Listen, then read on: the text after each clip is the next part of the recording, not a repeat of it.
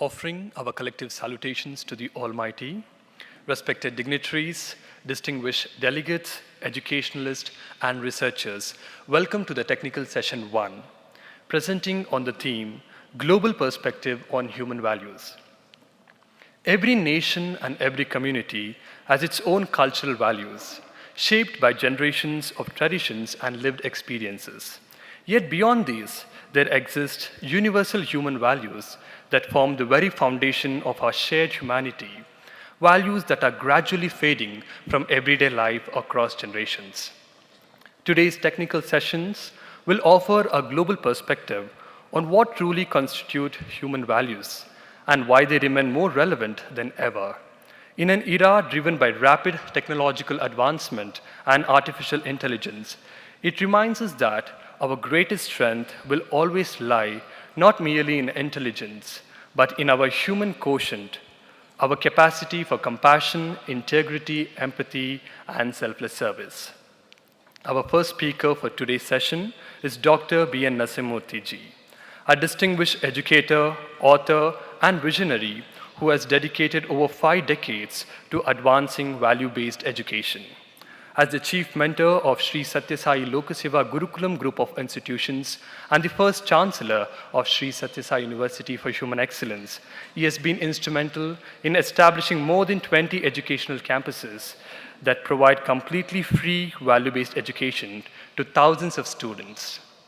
A prolific author and inspiring thinker, Dr. Narasimha combines scientific rigor with deep spiritual wisdom. Today, he will be sharing his wisdom with us on the topic, Human Values, the Universal Language that Connects Humanity. Dr. B.N. Narasimha.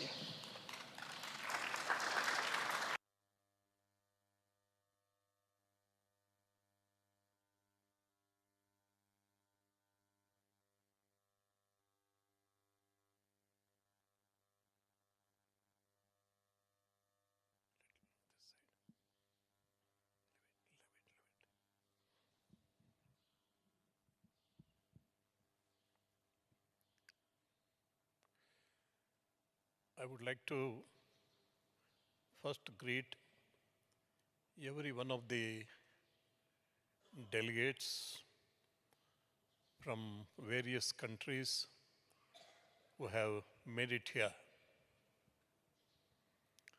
We are all values missionaries. Of course, our students are there for this talk on both sides, boys and girls.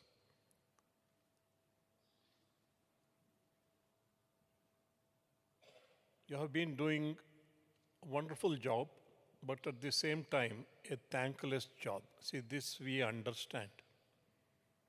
Because we are also doing the same thing.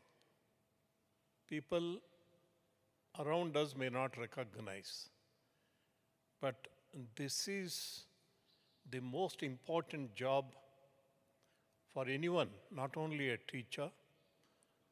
Every parent will have to do this job in order to see that their children are happy always, not only as children. See, many times we find that parents, with their too much of attachment, they spoil their children. And later on, they repent. We have seen this. Any number, I can tell you, 1,000 life study cases, giving all unnecessary things just because they have some money out of their attachment, not give them a foundation in values. That is a great betrayal of parents to their children. As teachers, I think this is a message that all of us will have to communicate to parents all over the world. Of course, the subject given to me is human values as universal language which connects mankind. Sadhguru, during his discourse, he quoted a very beautiful stanza, or what we call in Hindi, doha in India, of Saint Kabir Das. Saint Kabir Das is a household name in northern part of India. We have some of them here, and my hearty respects to teachers of Sadhguru who are sitting here right in front of me. Madam, I am very, very grateful to you that you have really contributed to molding of character of Sadhguru, as he himself said. And also the three teachers who are sitting in front of me, I met them just now in the guest room. That Doha, very simple. He spoke in English, therefore you would have noticed it. What does it say? I don't want to quote Hindi because some of you don't understand Hindi. What he says is, one may study any number of books, but he will never become a scholar. One may master any number of subjects, but he will not become a scholar. What happens to him? Like any other ordinary animal, he also dies, becomes a part of the earth. But who is a true scholar? One who has learned the lesson of the 4-letter word in English and 2.5-letter word in Hindi. That's what Kabir says. Kabir says, 2 and 2.5 akshar ke prem pade, so pandit ho jaye. Only when you understand what is love, true love, what is selfless love, and experience that kind of love in your heart, only then you will become a scholar. Otherwise, you will not become a scholar. This is from India. Now let us go to Britain. Why I say the values or the language that connect the world. You go to Britain. Many of you would have heard about the celebrated romantic poet Lord Byron. A few from England are sitting right in my front, husband and wife. Lord Byron. He is a celebrated poet because he was one of the trinity of the second generation of romantic literature in English. Along with Shelley and Keats and Lord Byron.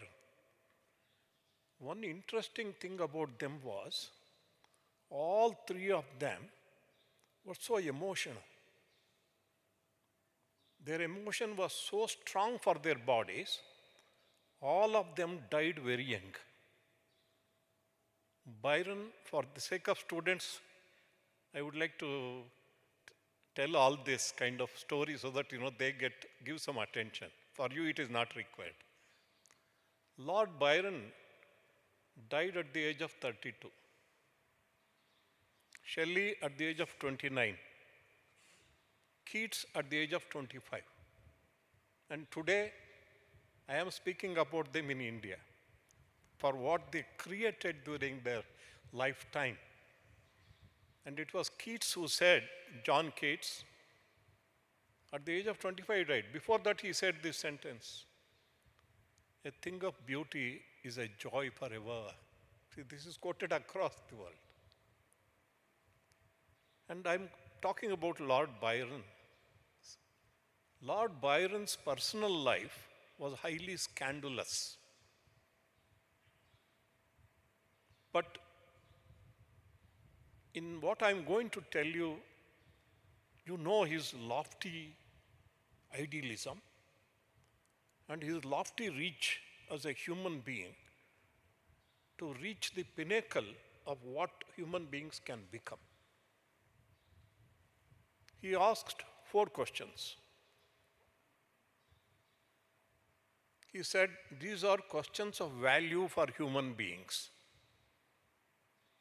These are questions of value, the greatest value for human beings. As values teachers, we should understand this, we should know this. 4 questions are, what is sacred in life.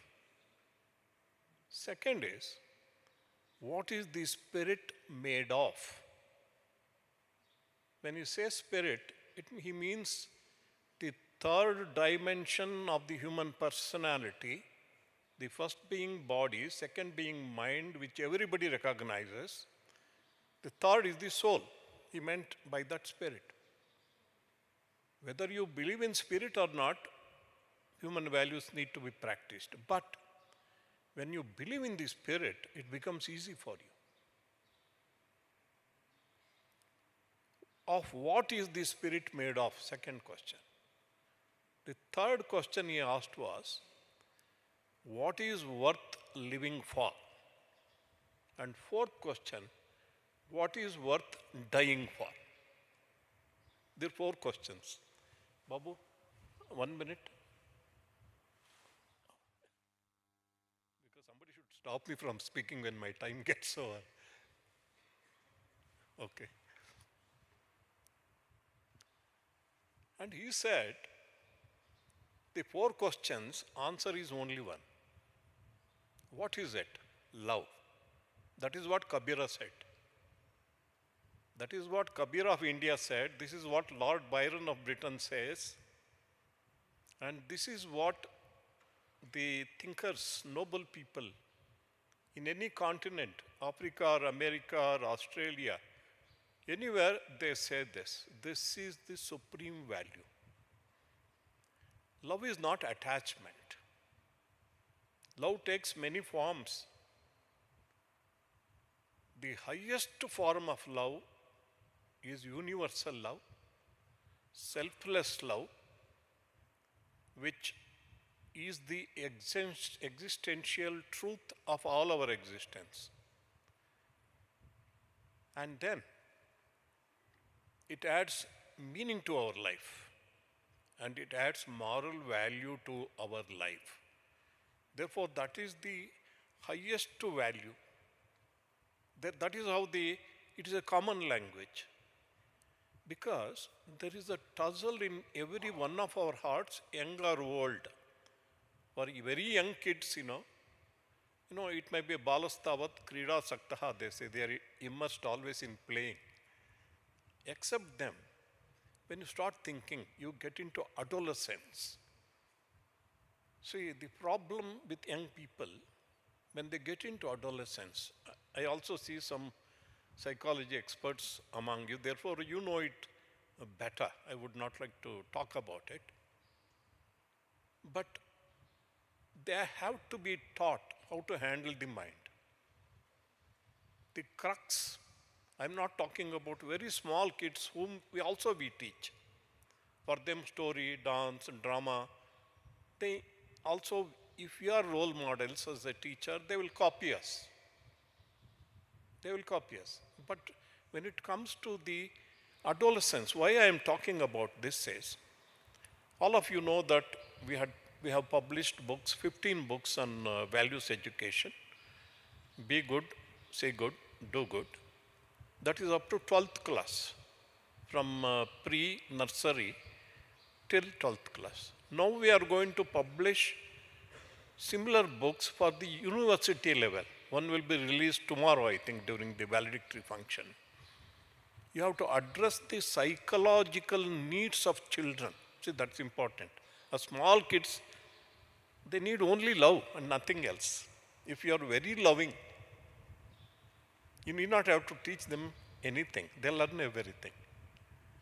That is why when Sathya Sai Baba in 1983 came here, I still remember the date, 7th of August, because suddenly he asked me. I had built up this institution till then by his grace and blessings of my Guru, Madhyal Narayan Bhatt, about whom I have written in one of the books, Divine Vision of a Mighty Mission. I have written in detail about him. And why he had come was, he wanted to take me to Puttaparthi once for all, not for a trip. Baba asked me, Are you ready to come to Puttaparthi? I said, yes, Swami. He said, not for a jolly ride with me. You have to come and stay there and serve there. I said, yes, Swami. I was around 34, 35 at that point of time. When will you come, he asked me. I said, I will come now. Huh? You have nothing to wind up, he asked. Nothing. You don't have a bank account? No bank account. Very good boy, he said. Very good boy. No bank account, very good boy. Okay, you can come today. How much time you require to pack up? I said, less than 20 minutes. I came back in 15 minutes and I went to Puttaparthi. Then the first lesson he taught me was, see, now you are handling college students. Till now you have handled only school boys. Here there are college boys studying BA, BSc, MA, MSc, MCom. You have to learn one thing, he said. What is that one thing? You are all the time smiling like a girl. Stop it. I was wondering, Baba says be happy always and be loving. And smile is naturally the sign of love and happiness, right? If you smile without love in your heart, without happiness, it will be a cinema smile, right? Artificial smile. And he asked me to stop. Swami, you only taught us this? No, these are college boys. School boys, you can keep smiling. I remembered this because just by smiling, loving, you can easily teach small kids. You have to be sometimes very serious, he said, especially when college boys come, be serious. And then he made a statement. If you are not serious in front of college boys, they are going to eat you up like a puppet. That's what I heard. Actually, many of you, I think all of you know what is a puppet. Puppet. People from other countries, do you know? You have come to India so many, you will know. They will just eat you up. Therefore, when you handle college students, adolescents, psychological need, unless you teach them how to handle the mind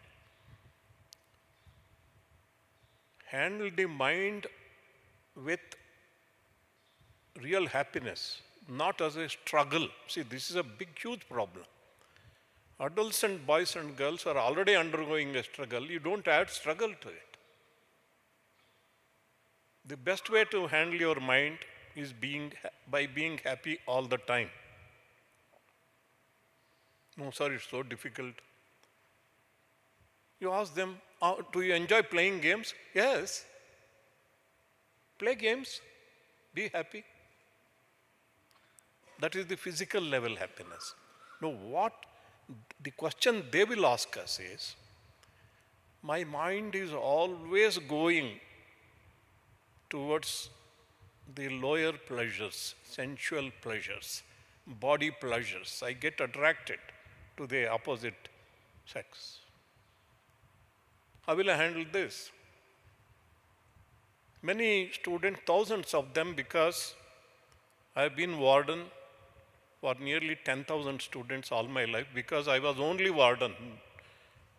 No promotion, no salary also. All my life, I've been warden. Thousands of students, college boys have asked me this question. How is it? Suppose we tell them, control your mind, senses. Sir, it's so difficult. Tell us an easy way. Be happy. How will you be happy? Here I would like to bring in the various sources of happiness for human beings. Yes. The lowest physical happiness is no doubt eating and mating. That is, all human beings do that. But there are higher levels of happiness that human beings can enjoy that everybody enjoys. Higher physical happiness is to play games and sports. Children, those boys and girls derive a lot of happiness out of it. You ask him a question, adolescent boy or girl, would you not like to look very handsome, very beautiful? Who will say no? Everyone will say, yes, sir, I want to look handsome. See, you can look the best when you are having good habits in life. Otherwise, you will become weak. Play games.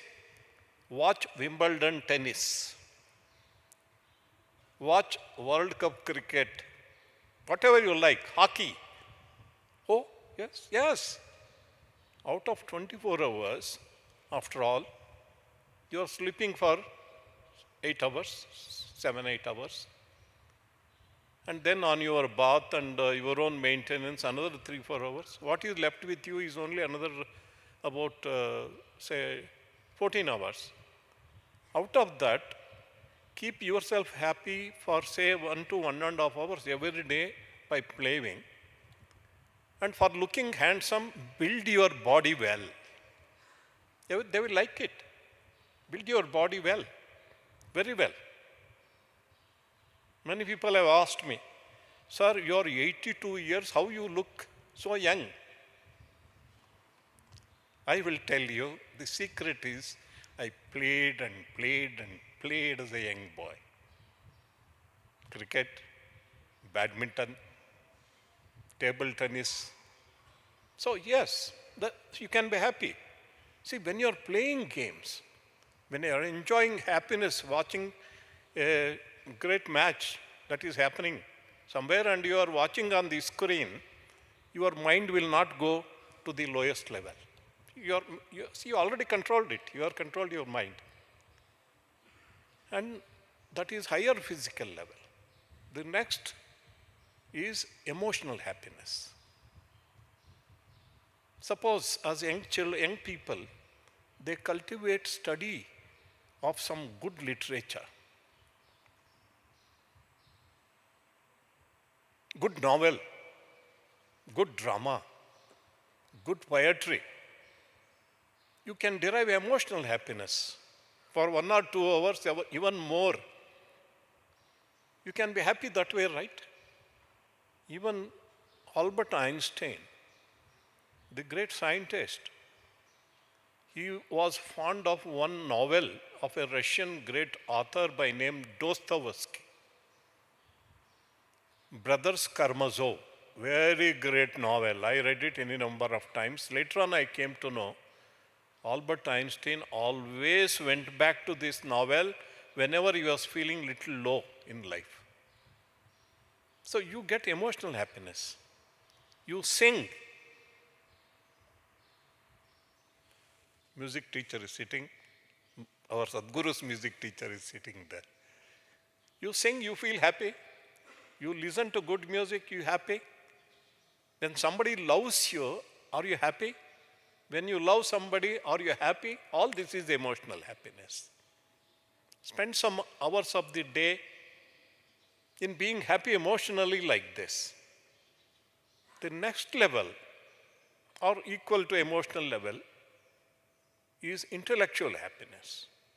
If you are interested in science, research, serious study of economics, or political science, or any subject in the world, if you want to do research, want to become a scientist, when you are immersed in your work, whatever you are doing, you forget about everything else.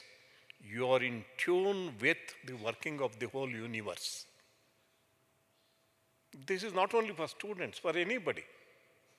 When a teacher is teaching, immersed in teaching, I am in tune with the universe.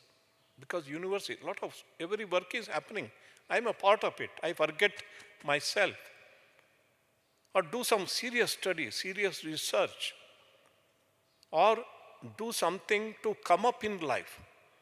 Would you not like to earn a lot of money in your life? Yes, work hard. So there is happiness. Would you not like to become famous? Who does not want to become famous? Everybody wants to become famous, to be recognized, to given attention. Work hard. See, when you are there, you are enjoying happiness. That is the fourth level of happiness. Lower physical happiness, higher physical happiness, emotional happiness, intellectual happiness, and finally there is spiritual happiness. Real happiness comes from there. That is always lasting. So the young people can be taught to derive spiritual happiness. How do you get it? Don't tell them meditation. Don't tell them meditation. If you tell them meditation, they will say, sir, this is not interesting for us. Let us go to that slum. Come, let us go. And see how people are. How they struggle for their livelihood. Shall we help them? They will say happily yes, because young people, they have that natural spring of compassion in their hearts. As we grow up, somehow it dries up. That is the tragedy. I want to tell you something. When I was here warden for young school boys, I was also less than 30 at that time. Before I went away to Puttaparthi with Baba. We used to take them outdoors. You see a lot of hills around. Around Mudyanalli, you see a lot of hills. I have taken them to every hill hiking. They feel so happy. One day, we were walking behind Anandam, this direction, southern direction we were walking. I wanted to take them to the little further hill. We had to go through a village. They were 8th class students. 8th class means 14-year-old. Babu, who is there? Come here. When my time gets over, you have to tell me, that's all. When my time gets over, you have to tell me. Yes. Fine. And there were 27 boys with me. And suddenly it started raining. And we had to go somewhere. We went into one hut. Hut is a thatched hut. Thatched hut means they don't have tiles or concrete roof over their heads.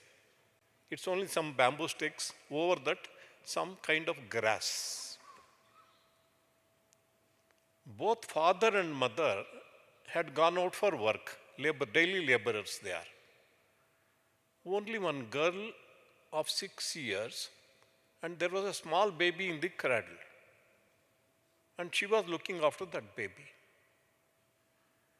And when it started raining, it so happened that roof gave way and water started coming in, rainwater, and it was directly above the cradle, and it started pouring on that small baby on the cradle, and this girl just, lifted the baby and hugged the child. One of the boys who was with me, he started crying.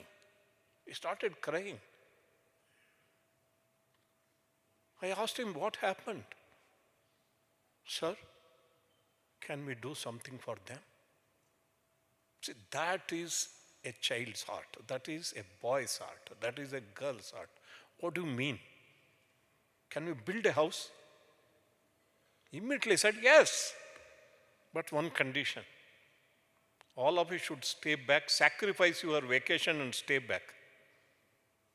We will provide all the materials. We will go to the village. I will also come with you. We will build a nice house for them. All the boys said, yes. That summer vacation, we went and built a nice house. It is still there. If some of you want to go and see, that is how you really induce that is spiritual happiness. It is not coming from eating or doing anything. It is spiritual. When you help somebody from the depth of your heart, that is the easiest way to get spiritual happiness. Then you may say, I am doing so much of service, so many days I am not getting, because you are expecting something in return. See, that is the highest teaching of Bhagavad Gita. If you can help somebody without expecting anything in return, immediately God will bless you with spiritual happiness. There is absolutely no doubt. All of you have experienced it. But how can you give this experience to those young people? This is spiritual happiness. Then, don't stop there. Talk about God. How much time? How much time? Okay. already it has come. But I conclude with this. You talk about God. See, tell them first, God is not in temples. Is he not there in temples? Yes, he is there. But you can't experience him in temples. When you go to a temple, stand in front of whatever form of God whom you worship, anybody, any religion, what will you do? You are not looking like this at him. You are doing this. You have closed your eyes, yes or no?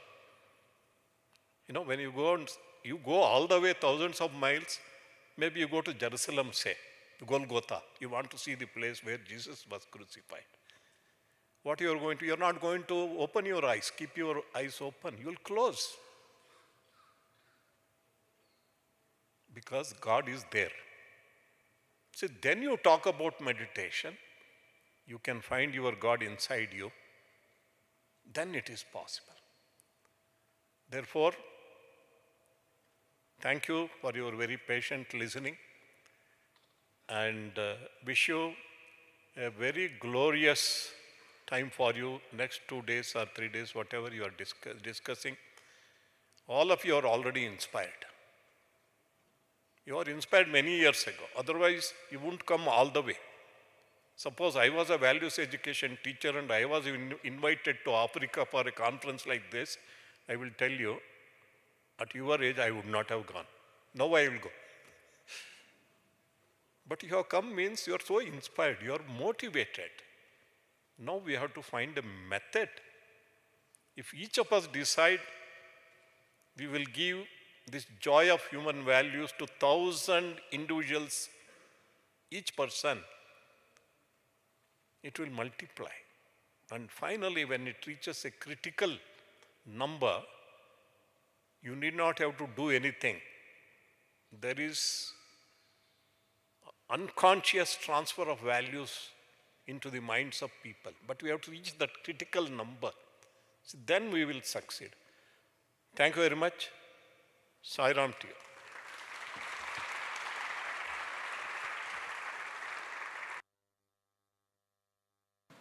They have made such a nice card to stop speaker speaking. You should look at it. Such a nice card. Because people like us need it. Thank you, sir, for elaborating on the human values as a means to communicate to larger humanity for a better world. Our next speaker is Mr. Mesaque Vieira Gonçalves, an educator,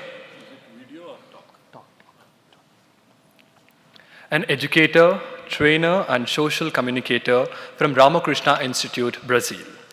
Through his work, he empowers young people from underserved communities with creative and professional skills, while inspiring them to become responsible global citizens through education on the United Nations Sustainable Developmental Goals. His efforts demonstrate how education, creativity, and social responsibility can transform life and strengthen community. Today, he will share his insights on the topic, Global Perspective on Human Values. May we invite Mr. Gonçalves to address the gathering.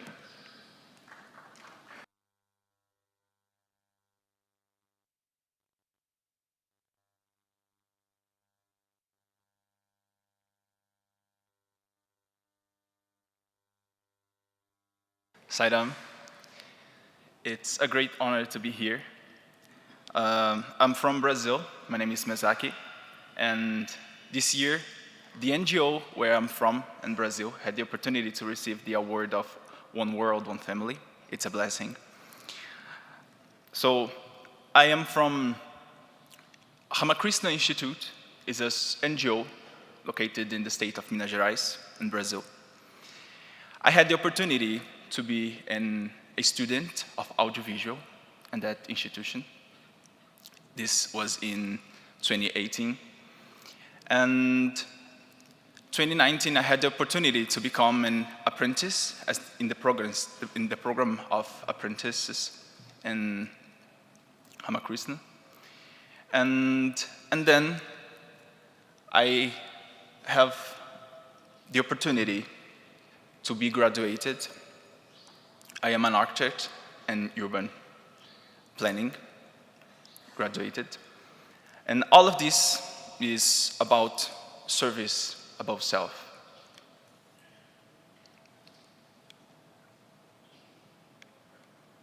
How can I pass the slide? Sorry. Okay, thank you. For more than 6 decades, Ramacrisna Institute has been promoting the holistic development of children, adolescents, and young people living in situations of social vulnerability in Brazil, believing that education is the most powerful path to transform lives. Today, I would like to share not only a project, but a way of educating that connects learning, care, love, compassion, and opportunity. But before we continue, I would like to tell you a story of our founder. His name is Arlindo Correia da Silva, and he was completely inspired by this mission. In the mid-1950s, a humble man from a city in northeastern Brazil arrived in Belo Horizonte, one of Brazil's largest cities. He came carrying little more than his dreams, his faith, and a deeply compassionate heart. His name was Arlindo Correia da Silva. After settling in a neighborhood of the city, Arlindo was confronted with a reality he could not longer ignore. Every day, he saw children living on the streets without access to education, wearing worn-out clothes, and searching for food in the garbage just to survive. Those scenes touched him deeply.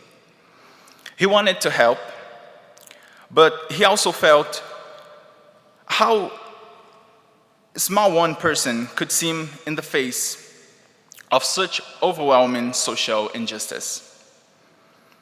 A man of an unwavering faith, Arlindo turned to prayer, asking for guidance. During one of those moments of deep spirituality, his life changed forever. He had a vision of Master Brahmananda, a disciple of Sri Ramakrishna, the great Indian saint whose teachings of love, compassion, and selfless service continue to inspire people around the world. In that vision, the Master gave him a simple yet profound mission. Feed these children, give them shelter, clothing, and access to education. Education will give them freedom. Start small, but think big. Have faith, and the divine will send you the help you need. Arlindo embraced that mission in the only way he could. He opened the doors of his own home. Little by little, more children arrived, friends joined him, volunteers offered their support, and a growing community began to believe that together they could change lives. That's the power of the collectivity. A gifted communicator, an inspiring speaker, Arlindo used every tool available to spread this cause. He spoke on the radio, organized public campaigns, and even founded a newspaper called O Poder, that means the power, to encourage others to take part in this mission, and slowly that movement of kindness continued to grow. As the work expanded, it became clear that a larger space was needed. General supporters donated land in the city of Betim, near Belo Horizonte, where the dream began to take physical shape. Arlindo brought together business leaders, volunteers, and countless supporters. He even established a printing company whose income helped sustain the social project. With perseverance, the first buildings were constructed, buildings that, over the decades, would welcome thousands of children and families. This was the beginning of the Ramacrisna Institute. Through education, vocational training, and opportunities for personal development, his work has helped transform the lives of more than 2 million people in Brazilian communities. In 2026, Mr. Arlindo Correia da Silva would have reached the age of 116 years old. His legacy continued to live in every child who finds safety, in every young person who discovered new opportunities, in every life that is transformed. Because extraordinary people do not belong only to their own time. They continue to live through the seeds they plant in the hearts of humanity. God bless his soul. I would like to continue the slide, please. Thank you. So, in many Brazilian communities, talents exist. And Ramacrisna works as a bridge in Brazil. We see in every child an unique human being. And we find potential in them. And because of the face of economic challenges, social and educational barriers, we open doors for them. Our mission is to build this bridge between potential and opportunity. Every child can learn, every young person has talent, every life can change. Our educational model is based on these 3 fundamental beliefs.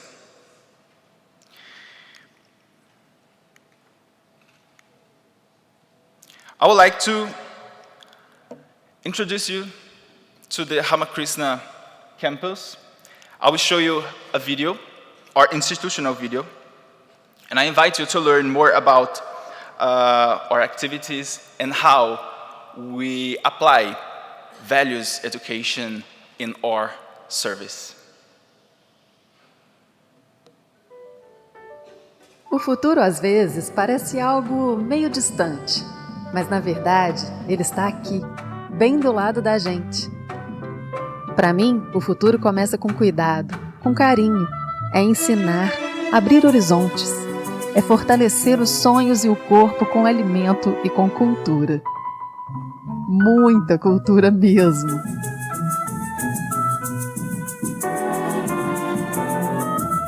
Ter o esporte pela disciplina, pela confiança no outro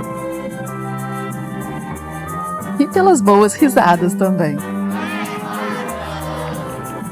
E conhecimento, porque quando a gente aprende algo, sempre devolve para o mundo muito mais do que recebeu.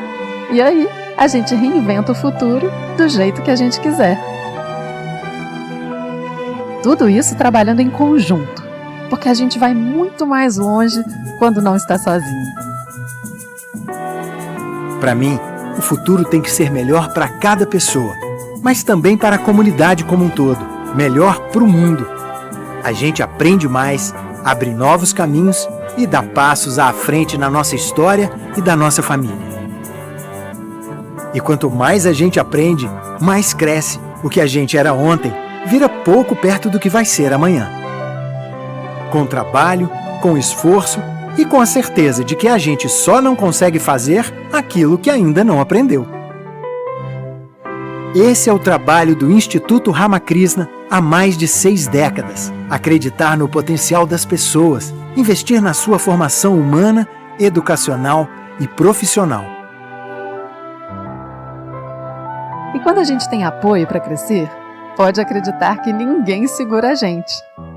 Trabalhamos em conjunto com o poder público, atendendo a toda a cidade.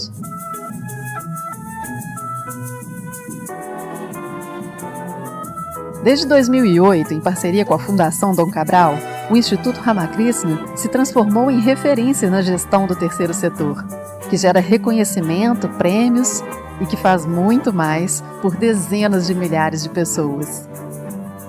Transformando vidas, comunidades e, por que não, o planeta também. Uma história de cada vez.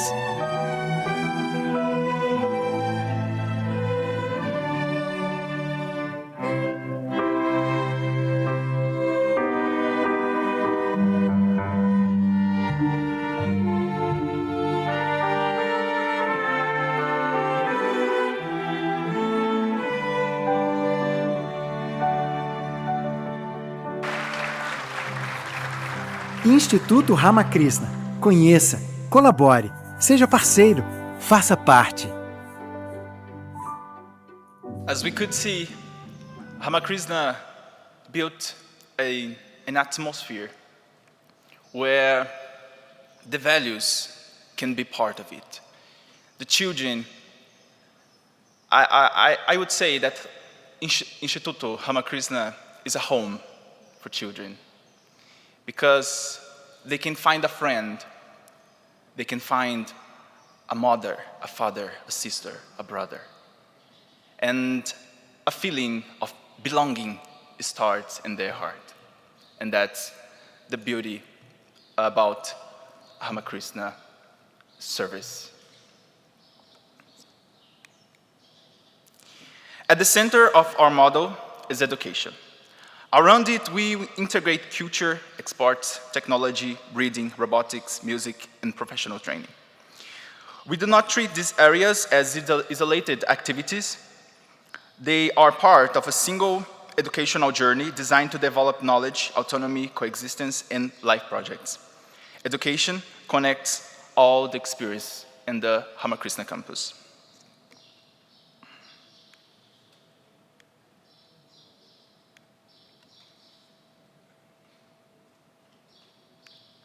Next, okay.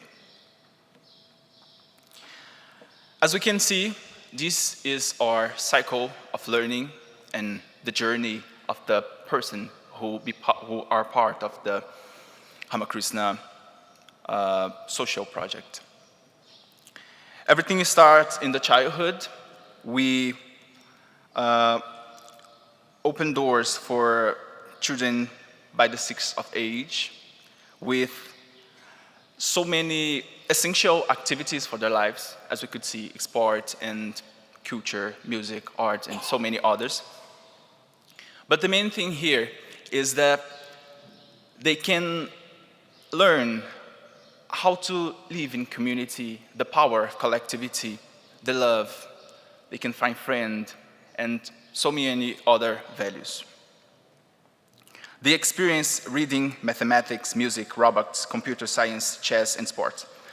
And from the age of 14, they may enter the professional apprentice programs, which I have the opportunity to be part of it. And our goal is not only to prepare them for a work, for a job, it's to help each other, it's to help each young person build their own life project.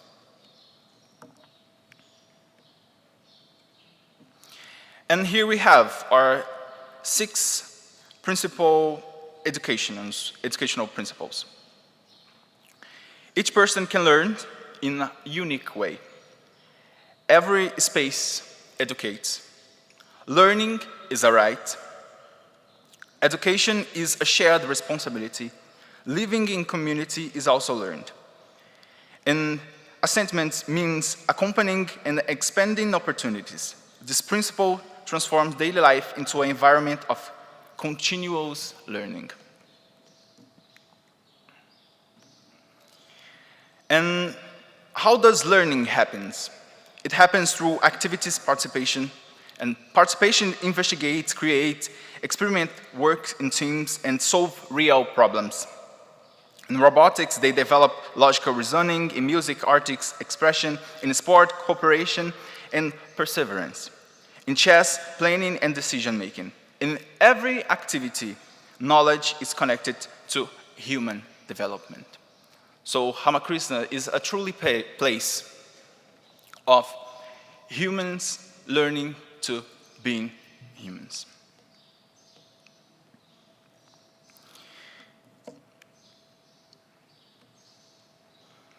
Today, we serve thousands of children, adolescents, and young people. But our results go beyond numbers. We see young people returning to the Institute as educators, professionals, and maybe partners. We see more engaged families. I would like to put myself as a result of it, because I had the opportunity to develop myself in a professional way, but also in person, as a human being. That's the most important thing. We see students with better school performance, and we see people who have begun to believe in their own potential.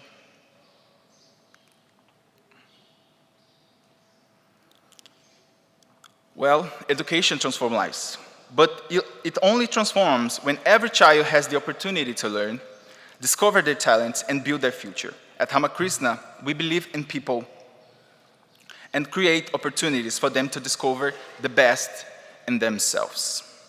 Every day, Ramacrisna provides for the children something many of them have never had, as I said, a true home. All of you can check more information of Ramacrisna service in this QR code.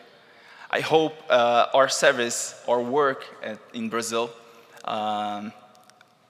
inspire you to become better. I know everyone here is amazing. Thank you so much. But I think it's all about inspiration and sharing knowledge, right? Thank you so much.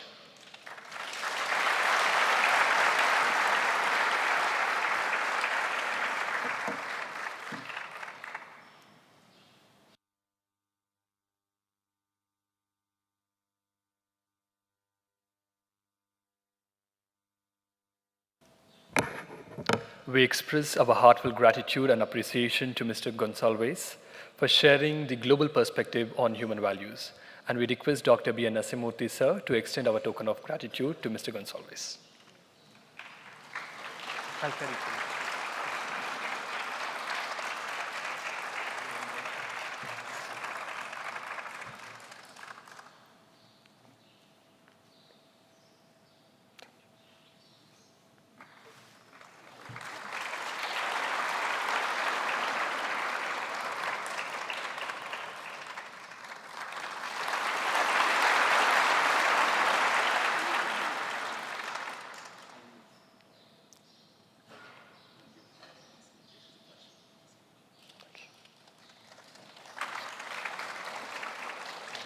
Thank you very much.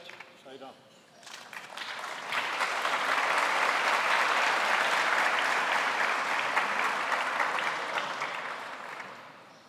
Our next speaker is Dr. Paata Amonashvili, President of the International Center for Humane Pedagogy, Georgia, an internationally renowned educator, psychologist, and author. Carrying forward the legacy of his father, the legendary Dr. Seva Amonashvili, founder of the modern humane pedagogy movement. Dr. Amonashvili champions an approach that places the child at the heart of education, recognizing every child with love, dignity, and limitless potential. Due to unavoidable reasons, Dr. Amonashvili is unable to be here with us in person. He has shared a special video, so may we have the video message, please. Hello, dear friends. It's a real pleasure to join you from Georgia and share some of our experience with human pedagogy. Let me begin with a simple question. Can we teach a child honesty, kindness, and responsibility in the same way we teach mathematics or a foreign language? We can explain these values. We can ask children to remember definitions, but values become truly meaningful only when a child experiences respect, trust, cooperation, responsibility, and love in everyday life. At the beginning of this journey is my father, Amonashvili, Georgian educator, psychologist, researcher, and a founder of approach known as Humane Pedagogy. For many decades, he has worked with children, teachers, and families. He has carried out educational research, written books, created programs, and led seminars in many countries. He introduced and developed the concept that we now call humane pedagogy. His work begins with different view of a child. A child is not an unfinished material waiting for an adult to shape it. A child is already a human being, a unique person with dignity, with own inner world, desire to grow, and possibilities that may still hidden from us. The child is not only preparing for life, the child is already living. So the teacher's task is not to mold the child into a ready-made model. It is to help what is already present within the child to unfold. In this sense, a teacher is more gardener than a sculptor. A gardener does not pull a plant by its leaves to make it grow faster. The gardener creates the right conditions: light, water, care, protection, and patience. Humane pedagogy begins with an unconditional dignity of the child. That dignity does not depend on grades, behavior, talent, background, or how convenient the child is for adults. But humane pedagogy is not permissiveness. Life without wisdom can become indulgence. Freedom without responsibility can become chaos. Discipline without love, of course, can become violence. So we try to bring together freedom and responsibility, kindness and high expectations, trust and clear boundaries. Relationships also come before techniques. The same method can inspire in hands of one adult and become a pressure in the hands of another. Everything depends on the inner state from which adult is acting. We also choose inspiration over force. You can make a child complete a task, but you cannot force the child to love the knowledge. Inner motivation appears when child sees meaning, has some freedom of choice, and feels that his contribution matters. And children learn from not from we say, but from how we live, what they see how we live. They notice how we respond to the to situation, how we resolve conflict, and whether we can admit sometimes that we are wrong. That is why education of the child always begins with self-education of adult. Over time, these ideas grew into international movement. International Center of Humane Pedagogy brings together teachers, psychologists, parents, and education communities from many countries. It supports local centers, conferences, seminars, training programs, publications, and exchange of practical experience. Its purpose is not to create a museum of beautiful ideas. Its purpose is to keep humane pedagogy alive in real classrooms, real families, and real human relationships. Mzianeti is the city of sun in eastern part of Georgia. This is an educational and developmental center created by us. Mzianeti has three main laws: love everyone, live according to your conscience, work for good of all. These are not slogans hanging on a wall. The whole life of Mzianeti is organized so that children and adults can practice these laws in real actions. Usually, adults lead and children follow. In Mzianeti, other way around. Children are invited to lead while adults learn to step back. That does not mean that adults disappear or give up their responsibilities. Adults still protect safety, offer support, help children to express their experience, to learn, but they step back enough for children to step forward. Each child becomes full citizens of Mzianeti. They choose where and how to serve for the city. Mzianeti has mayor's office, for example. Citizens receive documents there, workbooks.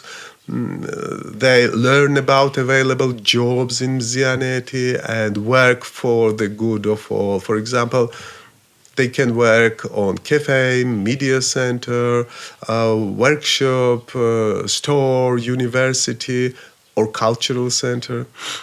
They prepare food, conduct interviews, carry out research. They make useful and beautiful things, help other people, and organize different events. For their work, citizens receive special local currency called dari, which means gifts. They can spend their salary on themselves or give something to another person or donate to charity. But our aim is not simply to copy adult economy to Mzianeti. We want to humanize work. A child discovers that work is not only a way to receive something. Work can also be service, care, creativity, and a contribution to a common good. Free choice is essential in Mzianeti. A child is not assigned a job by an adult. The child chooses an activity and feels meaningful, usually excited. Mentor helps child to imagine the result of their work, and that result should inspire the child. Usually it inspires. That creates strong inner motivation. For example, you can meet young journalists in the streets of Mzianeti recording interview. Child working in a cafe learns cooperation, time management, and responsibility because real guests will arrive. There is a huge difference between saying, I have to do this because an adult told me to, and saying, people are waiting for my work because the whole city needs it. In Mzianeti, a lot of people gets inspiration, insights. Citizens feel their work matters. When a citizen accepts a role, other people are counting on that. But this responsibility grows from belonging, not from fear. Parents also have a very special place in Mzianeti. In the second half of the day, children invite their parents to clubs and spaces they have created. This is a total reversal of ordinary life. Children bring the parents into their world. A parent may come to a cafe where their own child serves them. They may join a workshop organized by children. Suddenly, the usual roles change. The adult is no longer controller or the person who always knows the best. The adult becomes a guest, a partner, and sometimes even a student for their own child. This is where parents often receive very deep psychological insights. They see their child being independent, responsible, caring, and creative. They notice abilities that does not appear at home. At the same time, parents begin to see themselves more clearly. They notice how they control the children and how rarely they listen to children. And these discoveries are not always comfortable for parents. Human pedagogy becomes honest mirror. That is why it is so valuable. Parents begin to trust more, listen more, ask questions instead of giving orders, and cooperating with kids. Sometimes just a few days in Mzianeti help the parents to understand child and themselves. At the end of the program, citizens present the results of their work. There is also a charity option, and the community raises funds to help other people. So children do not simply attend a lesson about honesty, responsibility, kindness, or service. They live in a small society where these values are necessary for everyday life. That's how we create a psychology of consent. Sometimes I ask myself a question: why one method is good in hands of one teacher and become pressure in hands of another? Every adult, every person using method according to their inner state, inner world. So all methods are in the alignment of our inner world. Consent means that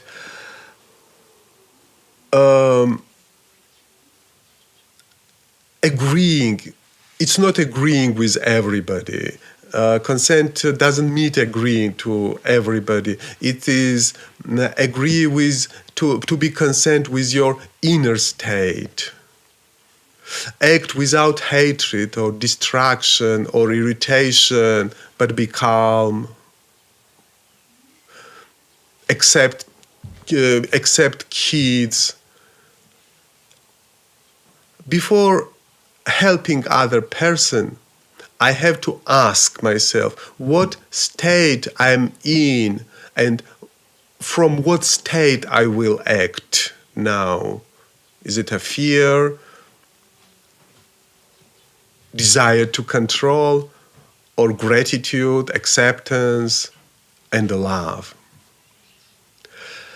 So that is main ideas of human pedagogy,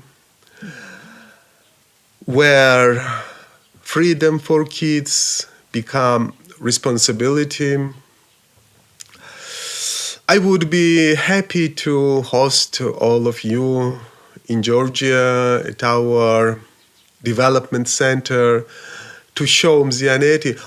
Every time I talk about it, I understand that much more deeper processes are going here than it could be expressed in words.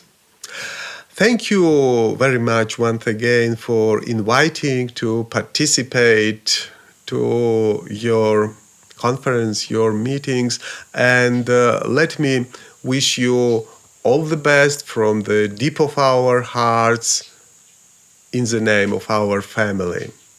Good luck, my friends.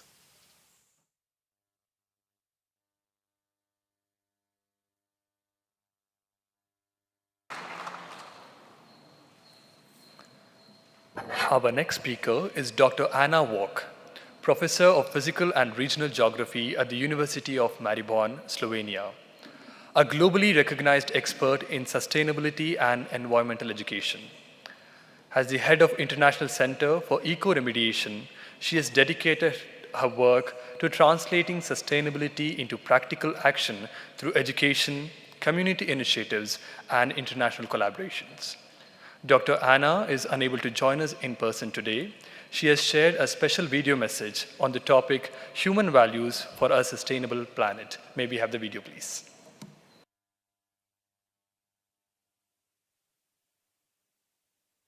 Namaste. It is my great honor to be with you today.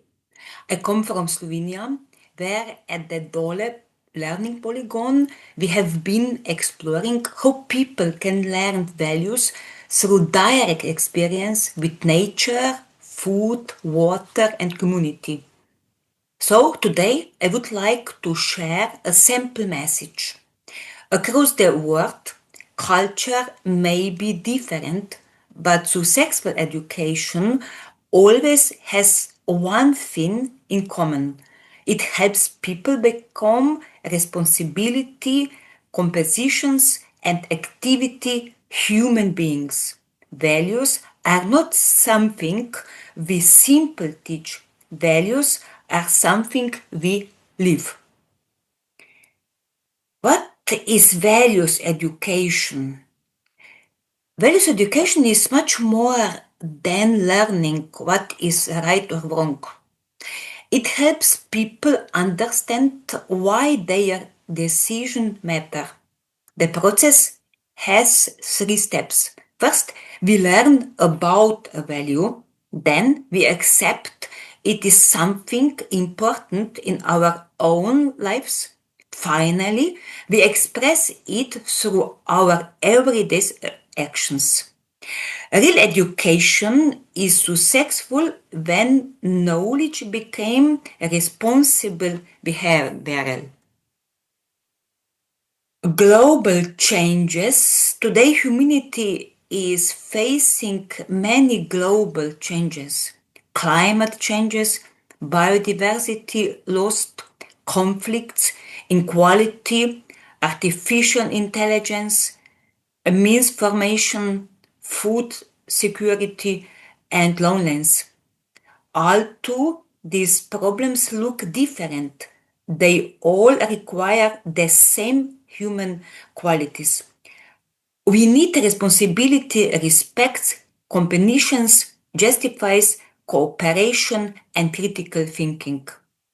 This is why values education is no longer optional. It is becoming one of the most important parts of education. Learning from different countries around the world, we can find many inspiring examples. Finland focuses on trust and participation. Japan teaches responsibility through everyday school life. India connects education with ethic, service, and holistic development. New Zealand teaches care from people and nature. South Africa remains our through open and we are connected with one another. Singapore combined characters, education with responsible citizenship. The methods are different, but the goal it is the same. Educate good human beings. What successful approaches have in common? Despite cultural differences, the strongest approaches share several common participants. Values are learned through everyday practice. Teachers and school leaders must become role models. Students need opportunities to make decisions and responsibility. Education should develop the whole person, knowledge, emotion, relationship, and ethics. And finally, our community should connect universal values with its own cultural and local environment. The learning through experience value becomes real only when it changes our behaviors. People need opportunities to experience a real situation, to care for knowledge, to nature, to make decisions, to solve problems together, and words to reflect on what they have learned. Experience combined with reflection, creation, develop learning that stay with us for life. And we develop some methods. How can we learn about the values on the learning polygon in Slovenia in Dole? At the Dole learning polygon, we apply exactly these principles. People of all ages learn by working with soil, plants, water, and food. They harvest rainwater, they compost, they restore healthy soil, they discover nature-based solutions, but most importantly, they learn patience, cooperation, grateful, and responsibility. Our goal is not only environmental education, our goal it is help people develop values that guide their everyday lives. And finally, values education should not remain only inside classroom. Schools, university, and the local community should working together. And when leaderships teaching daily relationship and the community projects and support the some values, education became much more powerful. Knowledge alone is not enough. The future needs people who combine knowledge with compassion and the action, because the true successful of education is not knowledge the right values, but living with them. So thank you very much for your attention.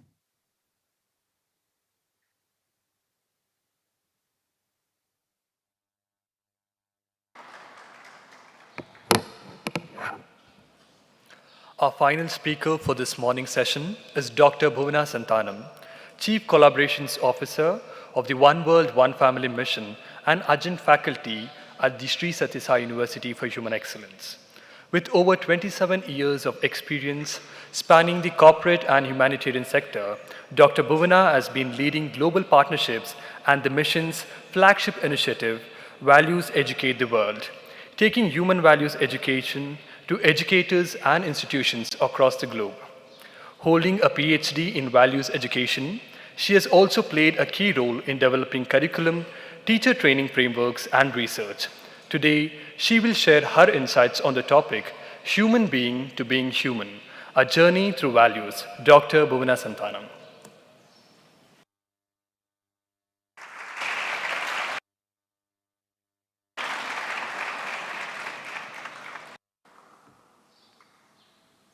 A very good afternoon, everyone.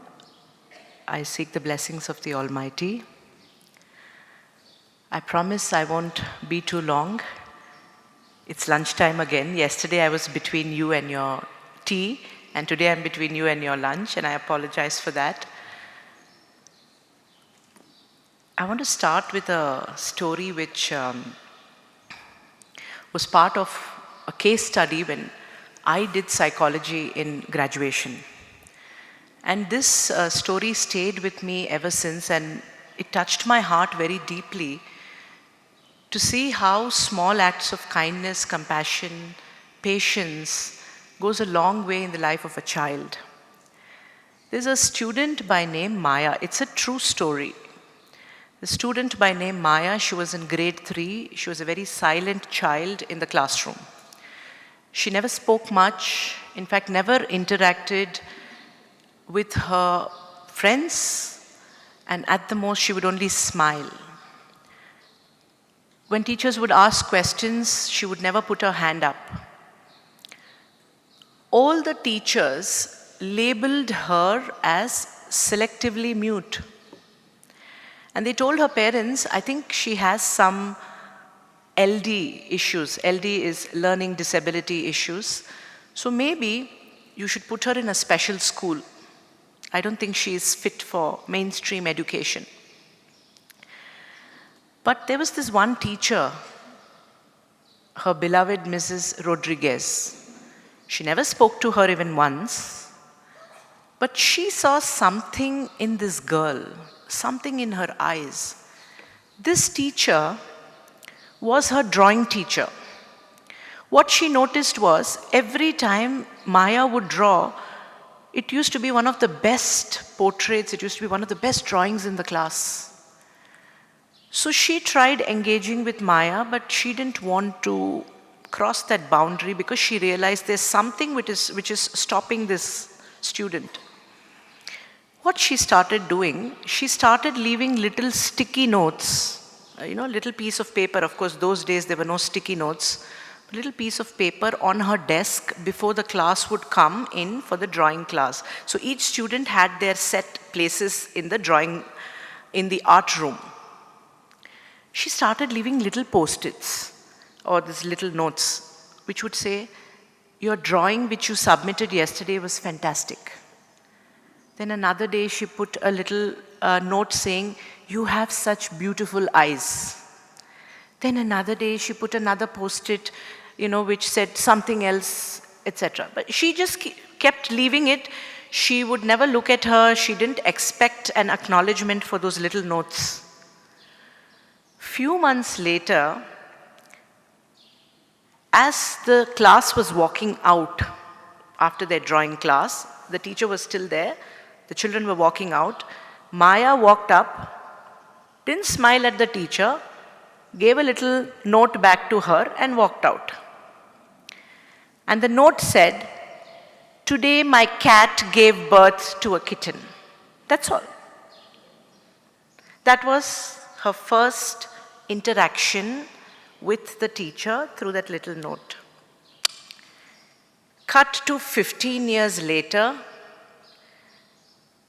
she was a top student in her university, and 5 years later, she dedicated her life to become a speech therapist for the silent or the silently or the selectively mute children.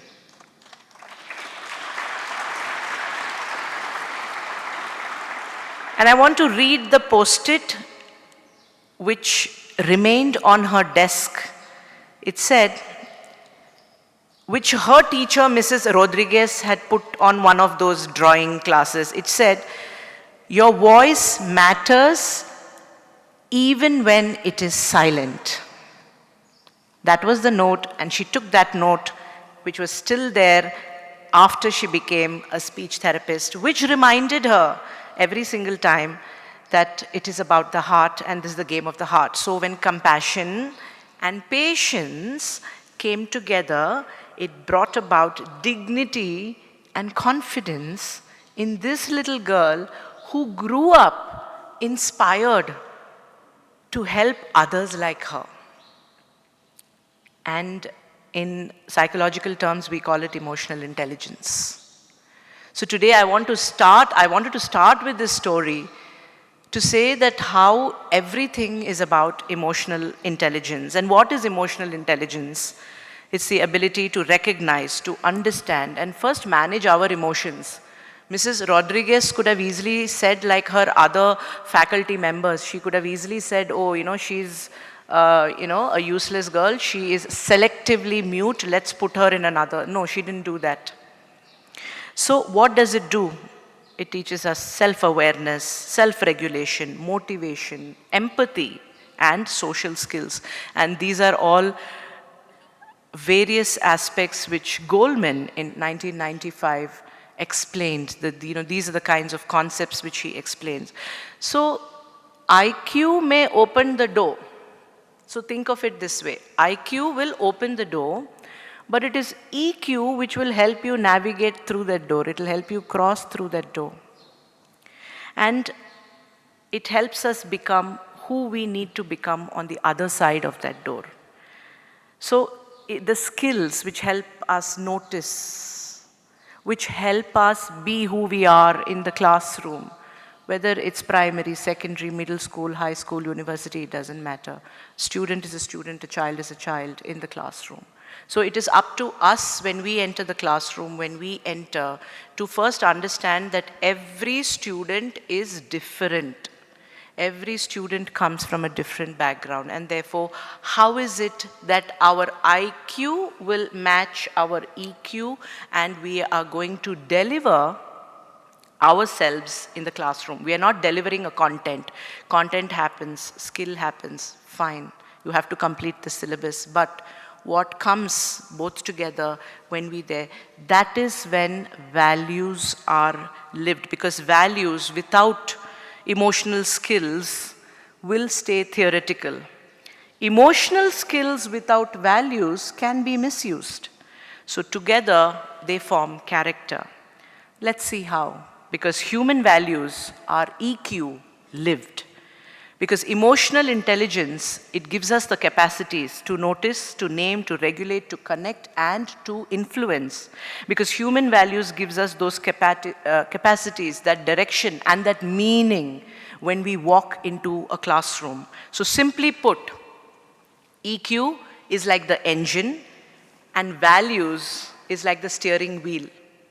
If we can remember that visual in our head, EQ is the engine and values is the steering wheel, because without the wheel, the engine can run in circles. And without the engine, the wheel is only a simple idea. So each universal value, which is shown here, we've mapped it with an EQ competency, if you see. So for example, love, we've said, is empathy and compassion in action. So what is it in school? The story of Mrs. Rodriguez and Maya. When a teacher notices a child is something off, so how is the teacher going to respond? Now you look at it from a higher education perspective. You could have a PhD student who's struggling, and it's the guide who's showing that little bit compassion, is showing a little bit more support. So that becomes, so that love gets translated into empathy. That is being empathetic. That is showing compassion. So you look at truth. Truth is, we've called it honest self-awareness and integrity. A teacher in a school in front of the class is accepting his or her mistake. How many of us will accept a mistake in front of our class? Same situation in any classroom, whether it's school or whether it is the higher education. So it's EQ and values put together is what gets delivered in the classroom, and that is what brings about the whole child aspect, as we call it. We'll go to the next slide. So this is why values education cannot be confined to a single grade or a single course. It is a lifelong continuum. Values education, therefore, must be matched to the psychological needs of each development stage. And this idea maps directly to the theme of our conference, which is moving from a human being to being human. So it connects also to the session for this afternoon, the post-lunch session. It's going to be extremely interesting, extremely interesting, because it's going to bring a beautiful psychological perspective to this whole dimension of education, parenting, and of course the entire education system itself. So if you look at it here, we've said children, which is early years and primary, what matters to them? How do you convey the values? Or from an adolescence perspective, because in adolescence everything is about identity, as we know. So here values education supports moral reasoning, peer norms, and the regulations and the sort of emotional stress that they go through on a daily basis. And some of the concrete practices which we can possibly do at adolescence. Would be a great thing would be structured reflection. Reflection as a class. Reflection in groups of what happened today, what did I do today, how could I have done it better today. Peer leadership, of course, and digital literacy, bringing in the morality into digital literacy. Of course, career, university, from the perspective of young adults, ethics, mentoring, supervision, being a friend, and more importantly, resilience training. How is it that that can be combined and delivered in the classroom? So, like it is said, universities shape not just careers, but the character of every graduate, because from there, they are handing them over to the society. WHO says, we'll go to the next slide. WHO says 1 trillion, yes, you've heard it right, $1 trillion is lost in global productivity each year from depression and anxiety. And this is a cost values-rich education helps prevent. So values education is not a cost. It is one of the highest return on investments a society can make, because each transformed individual repels outward. So it goes from self to society, that it says. So from the self to the classroom, to the school, to the university, to the family, and therefore out into the society, and therefore into the nation. So children don't grow in isolation, and I'm sure many of you have seen this very famous theory by psychologist Bronfenbrenner. And he said that the child who is in the middle is not alone, because the child is surrounded by everyone. When we say child, we mean the student, we mean that soul who is going through that education system, who needs that support. So everybody comes together because he described development which is nested in circles of influence, because the child is at the center, like we see here, surrounded by the family, school, community, and of course the broader society. And each ring, if you see in this diagram, it matters because that shapes the child and who the child becomes eventually. And educators and parents also share that innermost ring, because when they stand side by side, communicating, modeling consistent behavior. So what happens in school has to happen at home.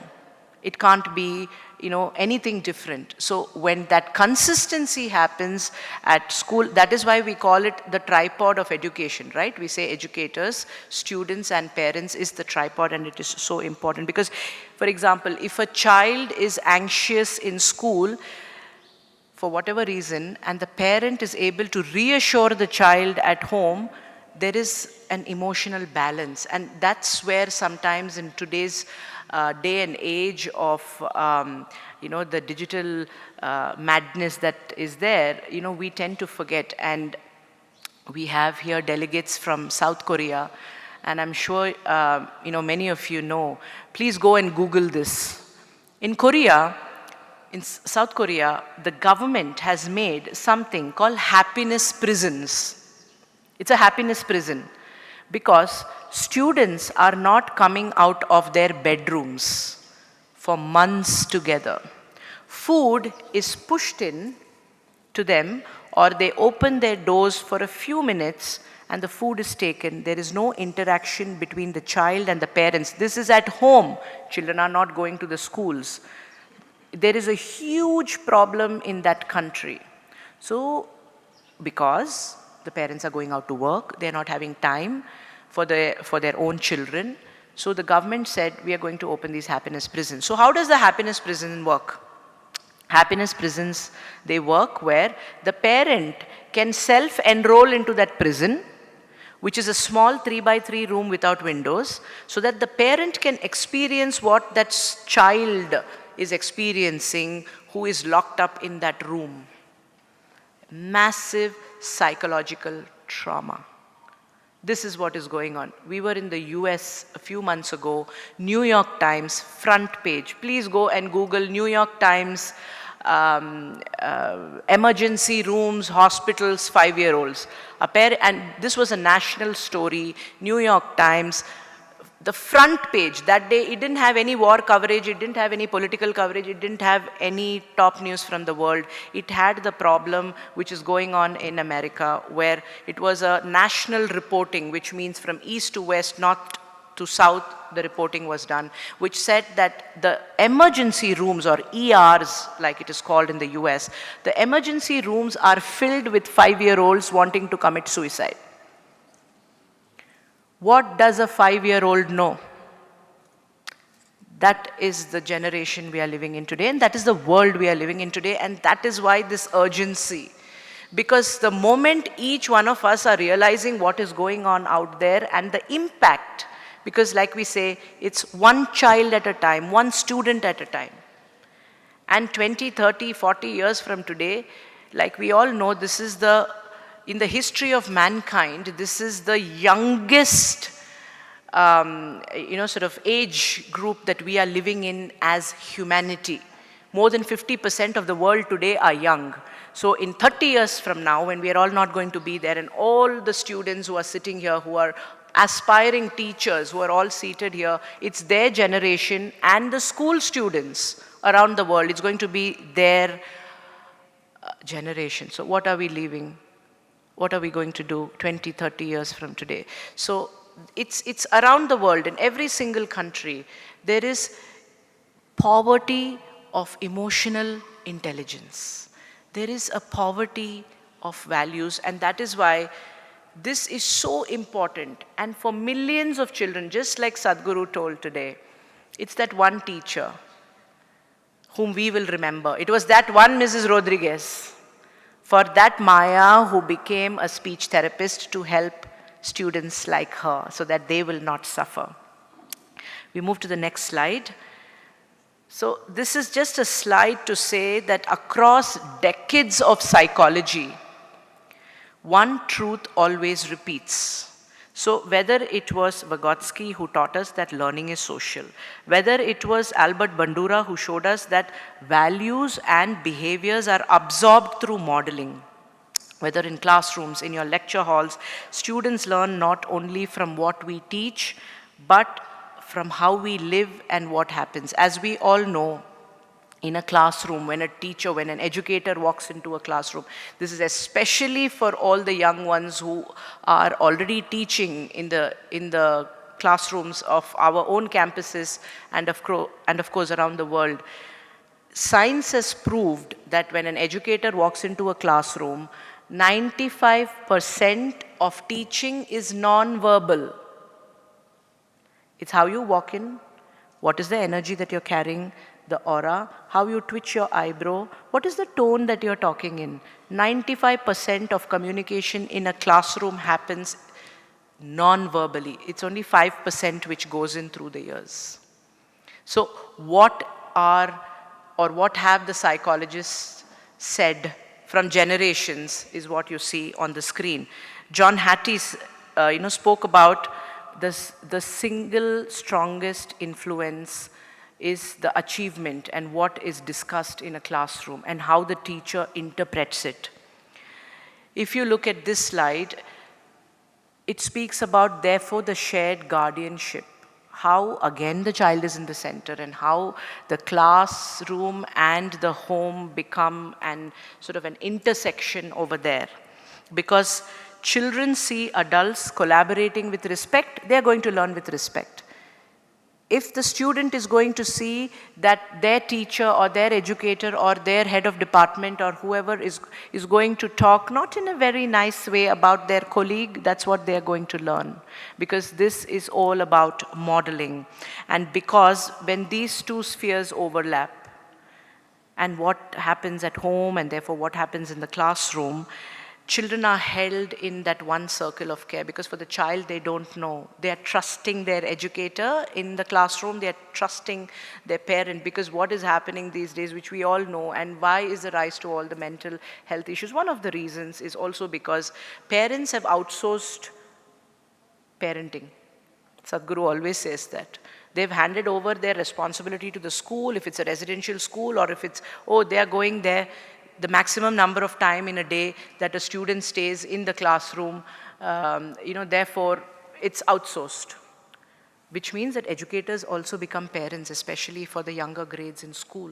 So how do you look at that is what we all need to understand at all times. We move to the next slide. And like we said, this is the tripod. Because what we realize is that from a psychological perspective, everything is about mirror neurons. So these are little brain cells which are there. And it is about imitation. So whatever the adult does, the child, the student is going to imitate. And that is why it's so important what we as elders in the society, how we do, what we say, how we talk. Sometimes we don't understand. And I think very recently, a few days ago, Sadhguru reminded, and actually he spoke about this very interesting email he received after a session like this, where a 6-year-old who was apparently drawing and painting and was not listening to the talk, what Sadhguru was giving, wanted to go to the washroom. This is for those who are not there. So there was this little boy sitting here who was drawing and painting but wanted to go to the washroom. So the father said, let's wait for a few more minutes. He's a 6-year-old wanting to go to the bathroom, let's remember. And he wants to go now. But the father said, wait for a few more minutes. Sadhguru's just finishing his discourse. He said, no, it's urgent, I need to go. So when they walked out from here, from right this door towards the washroom, the little boy told the father, why are you being so attached to this discourse? Sadhguru is just talking about being detached. A 6-year-old lecturing the father. We don't know what is going inside. that is why it is said, children might be apparently doing something, but their ears are where the adults are. So it is so important how we behave, what we say, what we do is so important because of these mirror neurons, because they are imitating us. So that is why it is so important. Let's move to the next slide. So these are not abstract statistics. These will alarm you if you see. Because every educator in this room, I'm sure, has seen some of these, because we are looking at a generation under pressure. So the crisis is emotional, it is moral, and it is not intellectual at all. And that is where we believe that values education can fill this gap. We'll move to the next slide. So what did the One World, One Family mission do? What was the action? And this was the action, the International Institute for Human Values Education. We move to the next slide. Because as we know, students are inherent in our society. They are part of the society, because without students, without children, there's no society. So therefore, it is about how these values are embedded into the education system. And because when we do that, we are creating an ecosystem where human values are being nurtured. We'll move to the next slide. So this is another very important kind of a theory by Erik Erikson, where he developed this theory of the psychological development. These are the 8 stages, if you see. Your extreme left has infancy. So everything starts at infancy, and then that whole circle comes up to the age of maturity. And this is across a human being's lifespan, because he reminds us that through these stages of psychosocial development, how human values are so essential for a healthy physical, emotional, and social growth. Because this means that conscious modeling of values at home, in the classrooms, everywhere is so critical, because parents, guardians, educators together need to create this ecosystem. We move to the next slide. And therefore, this is what we are trying to do, looking at it from a whole lifespan perspective. And this is who we are as the International Institute for Human Values Education. So our mission is therefore to nurture universal human values, integrate values education into learning, whether it is formally through curriculum or informally outside the classroom. So our vision is to create a better world for all by placing values at the heart of education. And our goal is, of course, practical. First, to train educators to look into themselves, the inner engineering, like it's called, the inner journey. And we're going to have a fabulous final session of this conference, which is going to be called the inner journey of educators.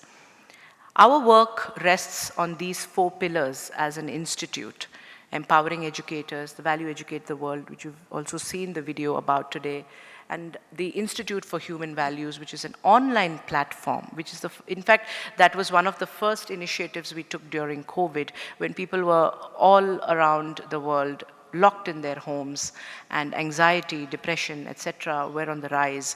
And this is an online platform where there are free courses for anyone.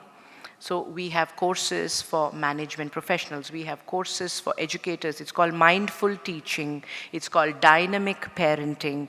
We also have something called dharmic management for those of us who work in this profession of NGO or the non-profit management. So we have a course for them. We have something for healthcare professionals called compassionate healthcare. So this is also, we have a special course which we are coming up.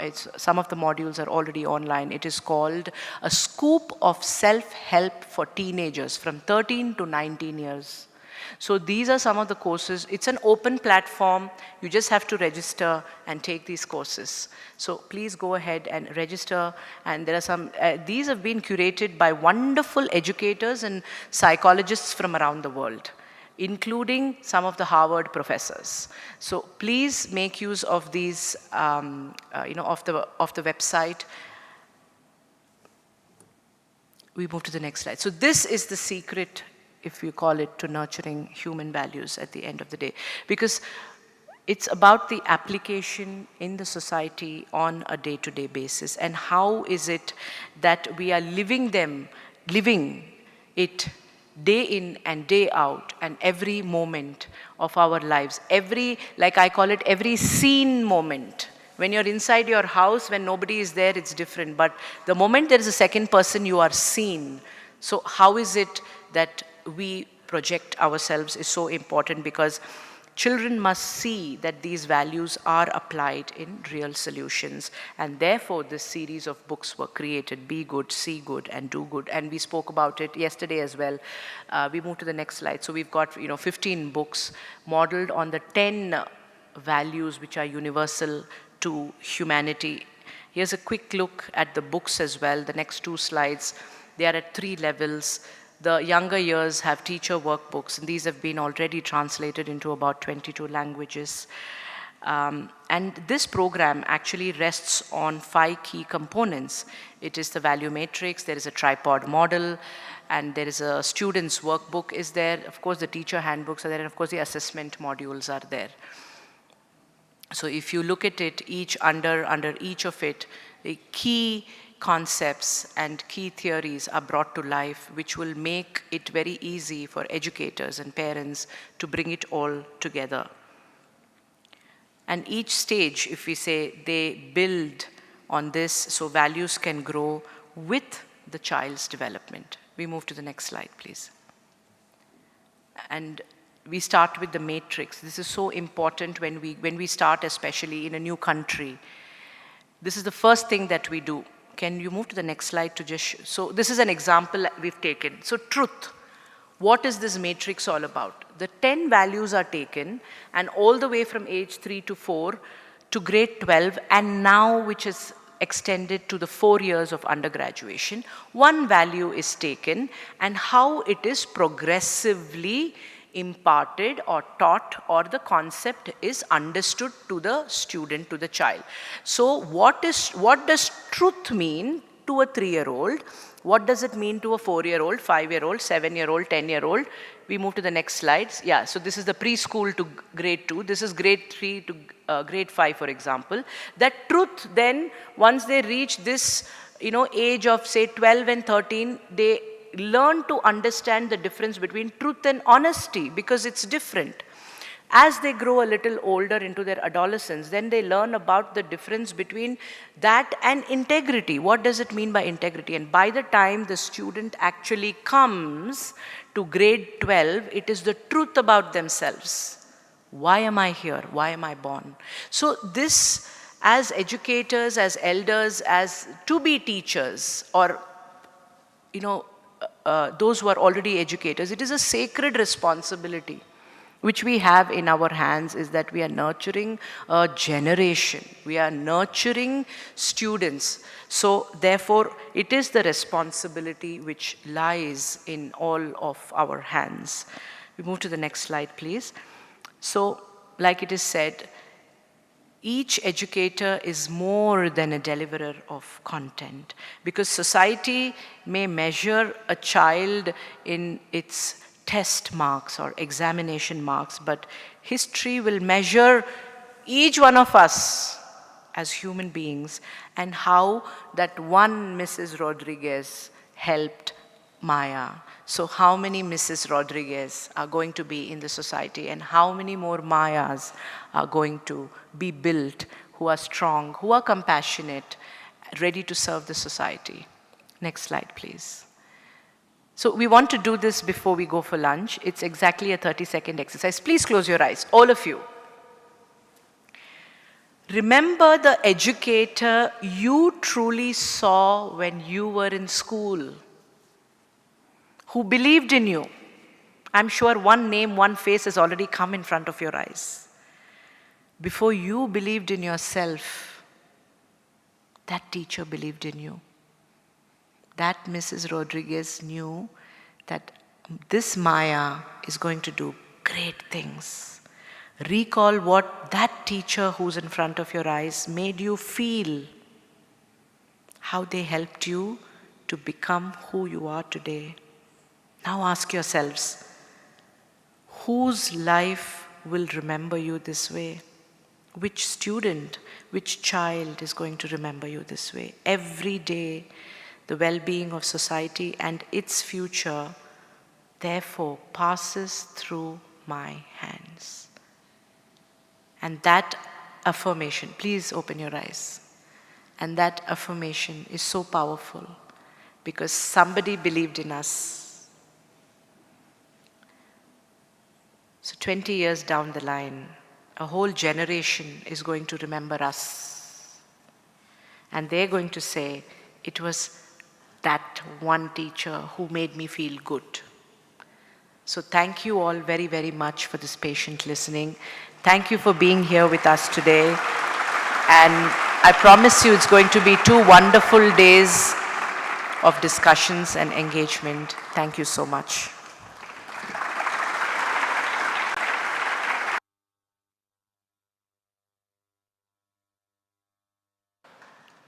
Thank you, Dr. Bhuvana, for emphasizing on the need of the human quotient and its implication on the world that we are and that we aspire for.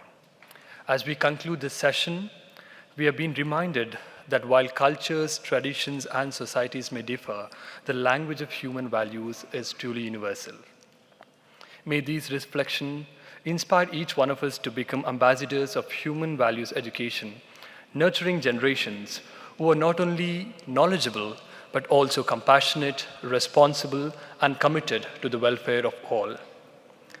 All delegates are kindly requested to assemble in Atesha Hall at 1:45 p.m. following lunch. Once again, thank you all to all our esteemed speakers, delegates, for making this session truly meaningful. Have a great day. Thank you.